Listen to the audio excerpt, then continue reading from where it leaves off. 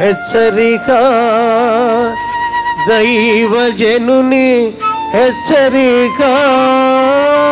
ఏలియా చేసిన దానికి రెండంతల ఆశ్చర్య కార్యాలు, అద్భుత కార్యాలు ఎలీషా చేయగలిగాడు.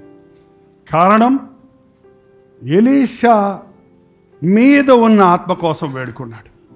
ఇది ఎప్పుడూ మనం గుర్తుపెట్టుకో. ఏలియా మీద ఉన్న ఆత్మను కోరాడు, రెండంతల ఆత్మ కోసం కోరాడు.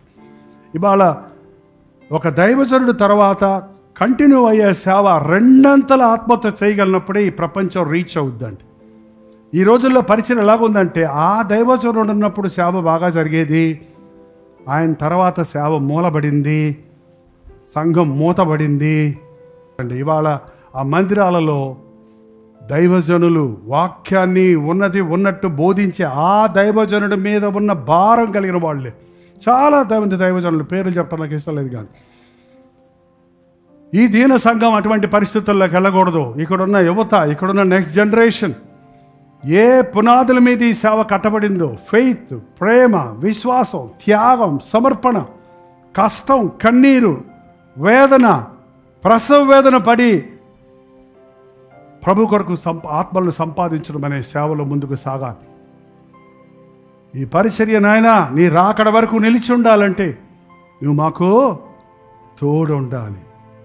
ఏ యోగ్యతలు అక్కర్లేదు, ప్రభువు నీకు తోడున్నప్పుడు నిన్ను వాడుకుంటాడని. మోషే ముసలోడేమో అవలా, 120 సంవత్సరాలు, కాలు సత్తువ కంటి సత్తువ తగ్గలేదంట. ఏంటండి, కానీ దేవుడు అన్నాడు, నువ్వు వాగ్దాన భూమిలోకి వెళ్ళటానికి వీల్లేదు, నీకు బదులుగా నేను ఎవరిని ఎన్నుకున్నానో, మోషే కుమారునా. ఎవరినండి? మోషే వాళ్ళ అన్ననా? మోషే అన్న చచ్చిపోయాడండి అప్పటికి. ఎవరండి? ఇంకా చాలామంది ఉన్నారు అక్కడ. కాలేబు ఉన్నాడు, పోనీ కాలేబుని ఎన్నుకోలేదే. ఇద్దరే వచ్చారు ఊటికి చేరినప్పుడు యువతలకు. అనుకోండి, నీవు ఈ ధర్మశాస్త్రాన్ని పాటిస్తే, కుడి అడవులకు తిరగకుండా ఉంటే, నేను చెప్పినట్టు వింటే, మోషేకు తోడై ఉన్నట్టు నేను నీకు తోడై ఉంటాను. ఇశ్రాయేలు జనాంగాన్ని ఎంతవరకు మోషే నడిపించాడు, ఇప్పుడు అసలైన వాగ్దాన భూమి స్వతంత్రించుకోవడానికి నిన్ను నాయకుడిగా నేను ఎన్నుకుంటున్నానని మోషే నడిపించినప్పుడు ఆస్తులు పంపకాలు పంచే పనండి యెహోషువకి. మోషే అరణ్యంలో నడిపించాడు వాళ్ళని. ఇప్పుడు అందరికీ ఇళ్ళు వచ్చేసాయి, ద్రాక్ష తోటలు, అవి ఇవి, ఎవరికి ఏ స్థలం కావాలి, ఎవరికి ఏ స్థలం ఇవ్వాలి, పంచిపెట్టాల్సి వచ్చింది. స్థలాలు పంచిపెట్టే పని మీకు ఇచ్చారనుకోండి, మీరు ఏ స్థలం తీసుకుంటారు చెప్పండి? మీ అబ్బాయికి, మీ మేనల్లుడికి, ఇంకా ఎర్రబల్లిలో ఉన్న వాళ్ళకి, ఉదయగిరిలో ఉన్న వాళ్ళకి ఫోన్లు చేసి వచ్చేయండి రా, అందరికీ పంచేసట. మిగిలింది ఏదో అది తీసుకున్నాడటండి యెహోషువ. చదవండి యెహోషువ గ్రంథం. అందరికి ఇచ్చేసి, ఏదైనా పర్వాలేదు నాకు, ఎంత గొప్ప ఒక పనోడుగా, ఒక సేవకుడిగా మోషే వెనకాల చేతులు కట్టుకొని నిలబడ్డాడండి. కొండ మీద 40 రోజులు ప్రార్థన చేస్తుంటే కొండ కింద పడిగాపులు కాశాడు ఆయన తినకుండా. ఉపవాసాలు ఉంటే మోషే ఇక్కడ ఉపవాసం ఉన్నాడు ఆయన. యుద్ధం వస్తే వెళ్ళి యుద్ధం చేసేవాడు యెహోషువ. అన్ని 40 సంవత్సరాల ట్రైనింగ్ ఆయనకి. 40 సంవత్సరాల ట్రైనింగ్ తర్వాత మోషే నాయకుడయ్యాడు.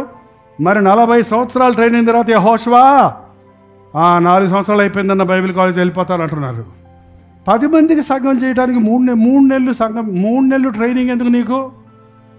10 మంది సంఘానికి పాస్టర్ అవడానికి సంచి తేలించుకొని బైబిల్ బాగా చదువుకుంటూ సరిపోద్ది. దేవుని ప్రణాళికలు చాలా ఉన్నాయి, దేవుని అద్భుత కార్యాలు చాలా ఉన్నాయి, ప్రపంచంలో సువార్త అందని స్థలాలు చాలా ఉన్నాయి, దేవుని ఉద్దేశాలు చాలా ఉన్నాయి.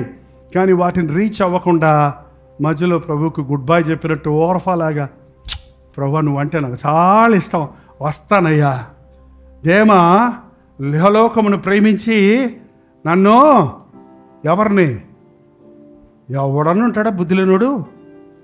పౌలు కనుక ఇప్పుడు కనుకుంటే ఆయన కాళ్ళ దగ్గర పడి ఉండి ఇంకా ఇన్ని విషయాలు నేర్చుకుంటున్నాను. నేనైతే అంత గొప్ప దైవజనుడి దగ్గర చదువుతుంటేనే నేను నేర్చుకుంటున్నామే, ఆయన బతుకును ధ్యానిస్తుంటేనే ఇన్ని నేను అద్భుతాల త్యాగపూరితమైన పరిచర్ల విషయాలు తెలుసుకుంటున్నామే. ఎలా తట్టుకున్నాడు, ఎలా సహించాడు, ఎలా భరించాడు, ఎలా గురిగలిగి జీవించాడని ఎరిగిన వాడిని అలాంటి దైవజనుడు వదిలిపెట్టి లోకంలో ఏం సంపాదిద్దామని వెళ్ళాడు, లోకంలో ఏముందని వెళ్ళాడు. ఈ రోజుల్లో అలాంటి పరిస్థితులు చూస్తున్నామండి. దేవుని సన్నిధి నీకు తోడుంటే చాలు, మనుషులతో అవసరం లేదు. ఆ మనిషికి తోడై ఉన్న దేవుణ్ణి విడిచిపెట్టావంటే దేవుణ్ణి విడిచిపెట్టట్టే. మీ అమ్మగారింటికి వెళ్ళిపోవంటే అమ్మగారింటికి వెళ్ళిపోయింది అనుకోండి, ఓర్ఫా వెళ్ళిపోయింది, మళ్ళీ బైబిల్లో ఎక్కడ కనపడలేదు. ఆమె చరిత్ర ఏమైందో ఏం లేదు, వెళ్ళిపోయింది అంతే. పెళ్లి చేసుకుంది, 4 పిల్లలు కానింది, చచ్చిపోయింది, అంతే అయిపోయింది కథ. కానీ రూతు సంగతి అట్ట కాదు. రూతు ఈనాటికి హిస్టరీలో నిలబడిపోయి ఉంది. రూతు యేసుక్రీస్తుని ఈ లోకంలోకి తీసుకురావడానికి ఒక ముఖ్యమైన వ్యక్తిగా నిలబడి ఉంది. దేవునికి గొప్ప ప్రణాళికలు ఉన్నాయి నీ పట్ల. అంతం వరకు సహించిన వాడే రక్షించబడతాడు. మరణం వరకు నమ్మకం ఉండమని నేను నీకు జీవకిరీటమో ఇచ్చదను అన్నాడు. దేవుడు నాకు తోడుంటే నేను ఎక్కడున్నా పర్వాలా, కూలోడుగా ఉన్నా పర్వాలా, బానిసగా ఉన్నా పర్వాలా, కూర్చొని పోయిన ఉన్నవారిగా ఉన్నా పర్వాలా, దేవుడు నాకు తోడుంటే నేనేం చేసినా అది దీవిస్తాడు. దేవుడు నాకు తోడు లేకపోతే నేను సింహాసనం మీద ఉన్నది ముళ్ళ కంచె, నేను ఎంత సంపాదించినా అది నాకు శాపమే. దేవుడు లేని చోటు ఒకటే అండి. దేవుడు లేని చోటుకు పేరేంటో తెలుసా? నరకం. దేవుడు ఉన్న చోటుకు పేరేంటో తెలుసా? పరలోకం. పరలోకం ఎప్పుడో కాదు, దేవుని తోడు ఉంటే ఇప్పుడే ఇక్కడే పరలోకపు సంతోషాన్ని మనం అనుభవించగలం. ప్రార్థన.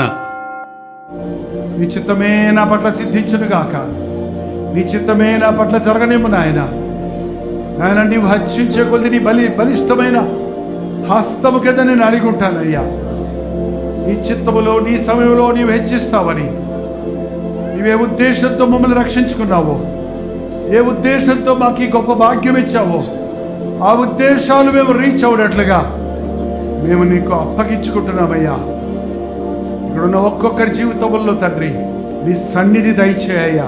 నాయన మా బ్రతుకు దినములన్నీ నీ కృపాక్షేమం అని వెంటాడే విశ్వాస జీవితాలను మాకు దయచేయి.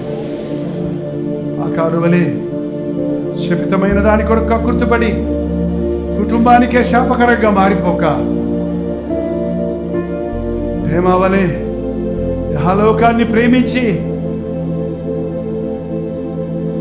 పేరు లేకుండా రూపమాపిపోయినట్టు కాకుండా ఆ బ్రతుకులో నీ కొరకు నిలిచి ఉండేవారిగా,